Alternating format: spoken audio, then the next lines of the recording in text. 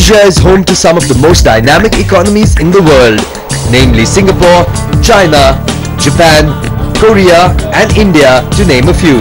This diverse continent boasts of world-class infrastructure, education, innovation, market efficiency, good trade practices and governance. No wonder then it has emerged as one of the global hubs of knowledge, trade and big business.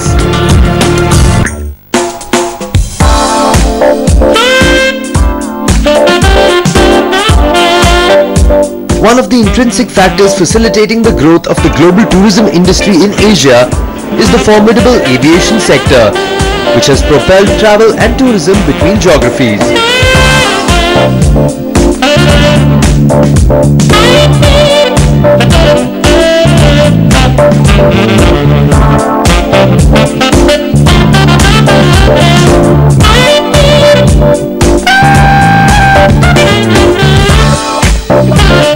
Aviation is obviously one of the key, if not the key enablers for tourism flows, for foreign investment flows. People have to travel, and obviously the less restrictions, the fewer restrictions there are on flights traveling between points, the greater the impetus for tourism and foreign investment flow. We have a optimistic, very positive long-term view of aviation growth in the Asia Pacific.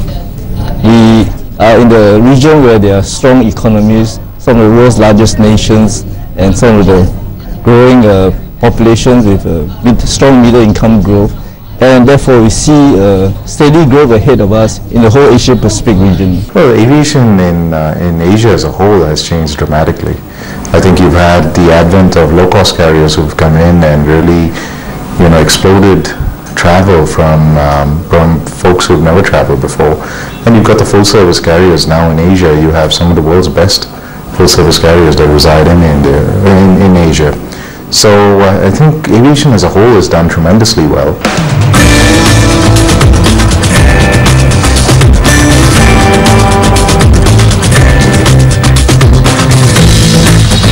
As more and more tourists fly to Asia for leisure and business purposes, the aviation industry has become a major driver of economic development by promoting international trade, encouraging tourism and stimulating investment.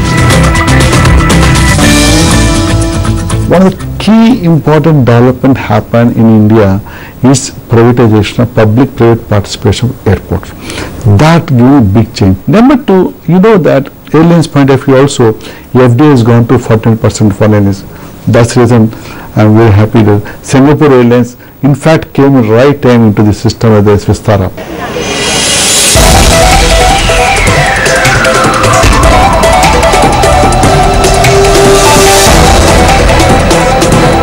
In its quest to become the transport hub of Asia, one of its economic tigers, Singapore plays an important role in the Asia-Pacific aviation market. A thriving center of enterprise and ideas, along with a cluster of some of the most successful conglomerates in the world, Singapore has established itself as a sturdy knowledge and business hub powered by a dexterous aviation industry. When I go around the world talking to presidents and prime ministers, I talk about Singapore very positively as a good example of how a destination keeps current, continues to innovate and reinvent itself, and to produce new product every 2 or 3 years to attract repeat customers. So given the small population in Singapore, it's done an amazing job of becoming a global aviation hub and a fantastic tourist destination.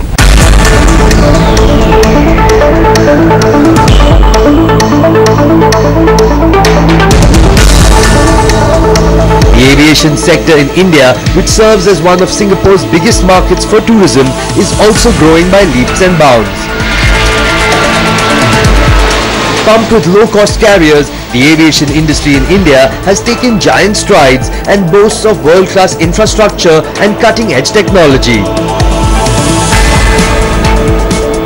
Well, I think if you look at the future of aviation and future of travel in India, you can't but expect any other form of transport apart from LCCs. I really feel that LCCs have a big responsibility on their shoulders to make sure that they take over from a little bit of where railways ends, or maybe even part of what the railways do, to, buses and other mass transport to where the full service carriers do. And that's a massive amount of passengers that need to travel. I think after Delhi International Airport came into picture, we have given answer to the whole world. Yes, India can do the best infrastructure development in the shortest possible time with all the constraints. One of the key things actually which appreciate the government of India also came out a lot of initiatives saying that how we can make policy more comfortable and also supportive structures and also making the committees to make sure that to speedy decision making. So these things what happen will make more comfortable for the future generation. On the other side, we find out how innovation, infrastructure, world-class services and cutting-edge technology are facilitating air travel in Singapore and India.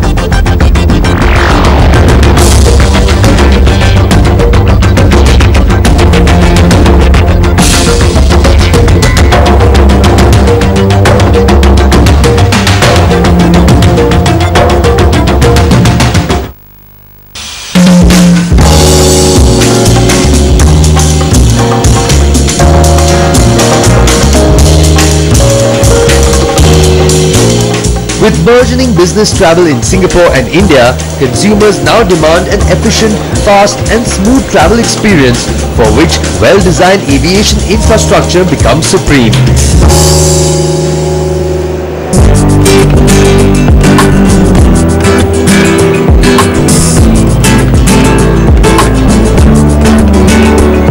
Singapore is home to the 6th busiest international airport today.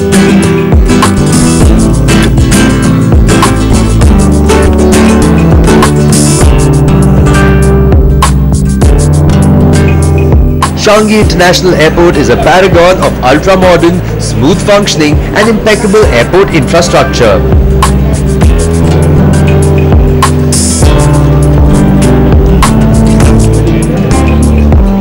This well-connected establishment handles over 100 airlines flying to more than 300 cities, making it one of the busiest airports in the world.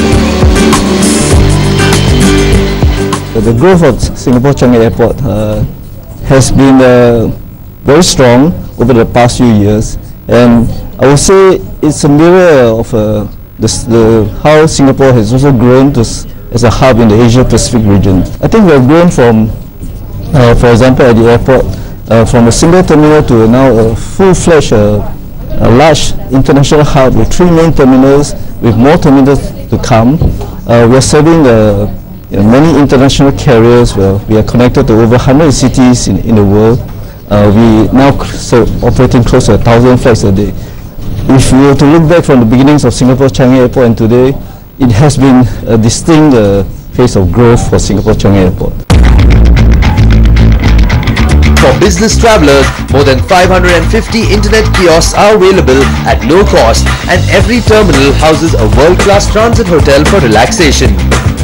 Not only can passengers indulge in some scrumptious food and luxurious retail therapy, but can also shop online with the aid of virtual shopping kiosks spread all around the terminals. Not a dull moment is ensured at Changi Airport, which has a one-of-its-kind butterfly garden which houses more than 1,000 free-roaming butterflies from around the world, along with entertainment lounge decks and movie theatre to thwart boredom. The idea is that we, through the right combination of information technology, biometrics, and well thought through customer interfaces, we are able to put in place a very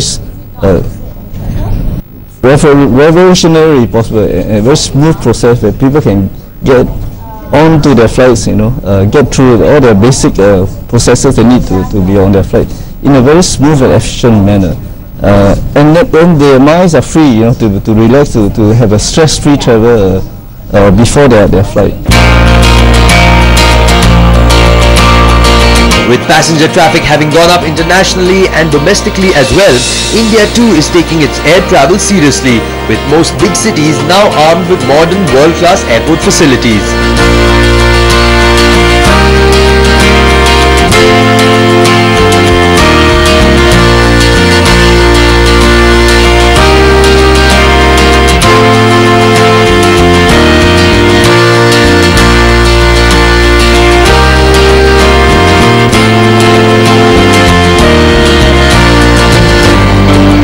Inaugurated in 2010, the Delhi Indira Gandhi International Airport Terminal 3 is a state-of-the-art integrated terminal that offers services ranging from airport interactive maps, VIP lounges, duty-free shopping, wine and dine restaurants to provide travelers with the best level of comfort and hospitality. Personal innovation, if we talk about many things, but I can tell you a few things. For example, I told you mobile check-in and also iPad check-in we can do. If you know, we used to have the physical papers to come inside the airport and verify. Now we can with the mobile, you can show that you can get to the airport. Another thing, second important thing which we did, which passengers may not aware, but as a facility passengers point of view, this collaborative decision making (CDM) is a first of its kind in Asia, and very few airports in the world using it. This is a collaborative decision making. What happened? The entire operations of the air landing to takeoff to landing has been completely systemized. The T3 terminal also boasts of the country's first transit hotel, Eat On Smart, and the first ever pet travel information and facilitation desk, Pet Fly, to ensure hassle-free travel for pets. Delhi has a tremendous potential. Two things. One is facilities. If you have transfer passengers, you have two things to look at. One is what? Connectivity. I can get a good connectivity in less span of time, so I don't spend more time in the airport, not 5 or 6 hours. That's one thing. Second thing, during time spent, what benefits I have, what comfort I have. One is, if you want to take a rest, first airport in India has a hotel inside the airport terminal building. You can go to the room, you can relax here, sleep and come back. Number two, if you don't want, you want to go lunch, have some coffee, tea and tiffin, lunch available. Third, if you don't want anything, you want to go for spa, you want to get massage, your spa is available. Similarly, if you want to do shopping, the best world-renowned shopping is available at site. You can shop it 24/7, you can shop it, you can any currency, you can do it. Another iconic infrastructure in the aviation industry is Terminal 2 of Chhatrapati Shivaji International Airport, Mumbai, which has a capacity to serve 40 million passengers per year. Terminal 2 is an embodiment of world-class design and operational efficiency and features a one-of-its-kind public art program titled Jaya Hai, depicted in the form of a multi-story art wall illuminated by skylights that has over 7,000 pieces of artwork and artifacts from every region and corner of India.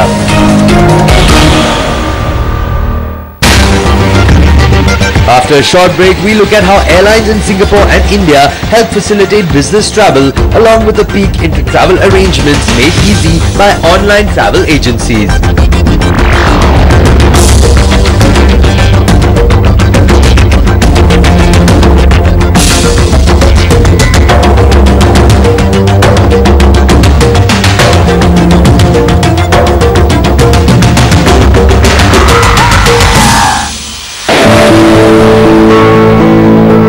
From private suites, in-flight connectivity and specially designed meals for your diet, major airline players in Singapore and India such as Singapore Airlines, Jet Airways and Air India are introducing new passenger services with the help of innovations and technologies to meet evolving customer expectations.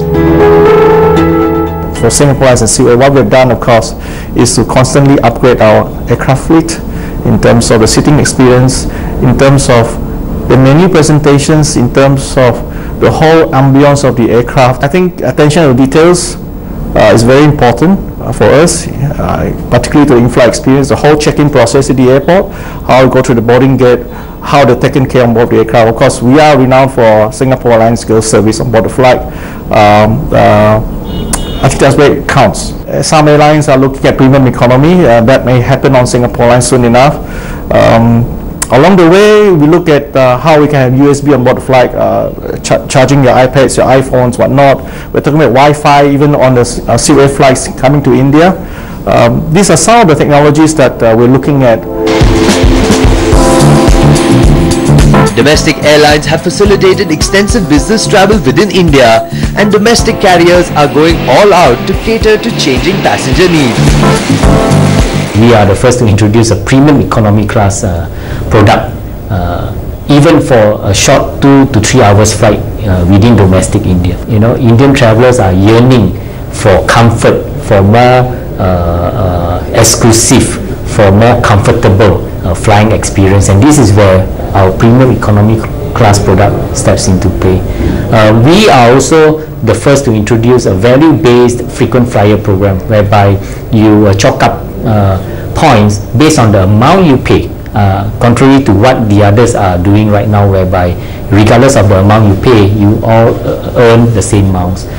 We are also the first to adopt this innovative passenger service system called OTA, which will enable us to extend and deliver our product and services across the various customer touchpoints. Although the aviation sector in Singapore is a world-class model in itself, challenges around cost-efficient infrastructure and aviation regulations continue to be a hurdle. The need to constantly reinvent ourselves, I think that's critical for us at Singapore Changi Airport, to make sure that things don't stay the same as before. We constantly delight our passengers to offering new experiences. That's one challenge and critical for us to have the ability to keep thinking, dreaming, coming up with new ways to serve our passengers well. So that's essential. I think that there's still some way to go. You see some of the more developed countries using technology, for instance, to enable more flight takeoffs and landings per hour. So with technology, you can afford to have the planes come in more frequently without compromising on safety standards. I think that's the way to go in order to get around some of these problems, but there's only so much you can do. Ultimately, if more runways are needed, more airport terminals are needed, or even separate airports to deal with the low-cost carrier phenomenon, these are all some of the steps that governments should take. High proliferation of the internet and continuous innovation has made online travel booking a faster, simpler and easier way to provide consumers with complete travel solutions.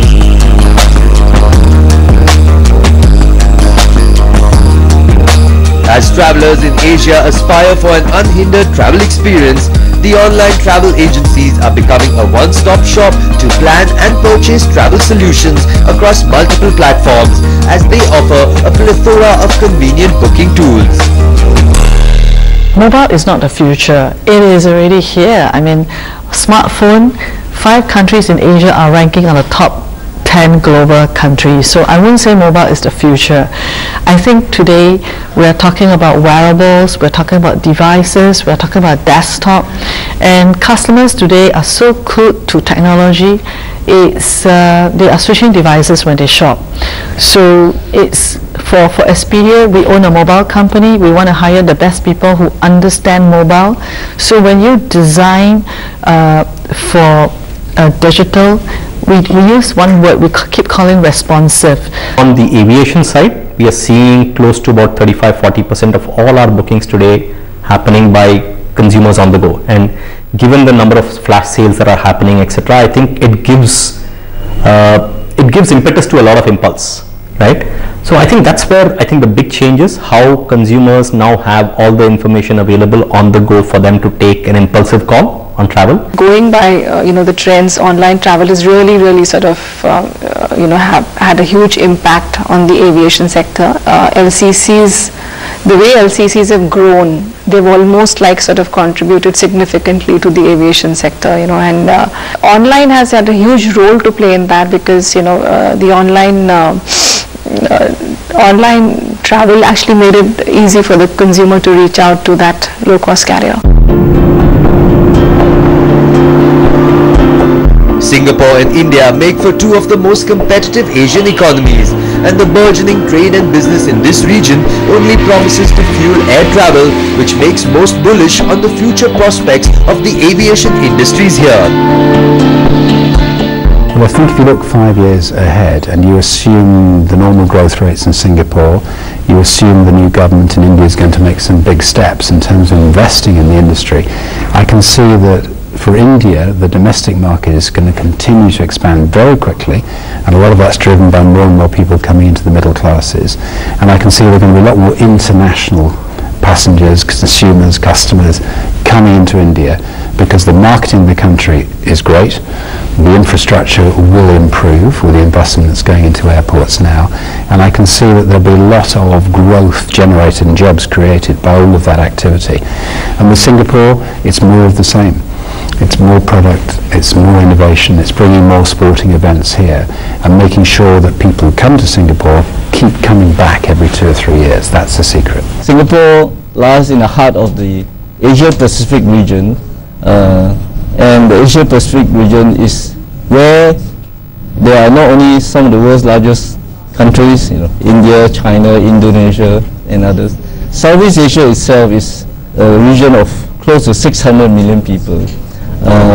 Just looking at this and looking at the potential growth in GDP, in middle income, wealth, there is a very strong propensity to travel in the Asia-Pacific region. Air travel is definitely not only here to stay, but will grow. It has to grow in order for the people to reach the kind of quality of life everybody aspires to.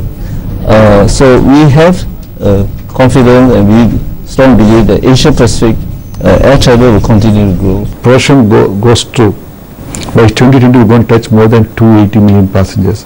By 2030 we're expecting 450 million passengers. I think there's huge potential to grow this industry. But however, we have to have a cautious approach to be done, because you need survive, airlines have to survive, airports have to survive, and also they still require some support from all the people to make airports airline to move further forward. Next week, we take a look at how infrastructure and technological innovations in Singapore and India make them popular destinations for business and leisure.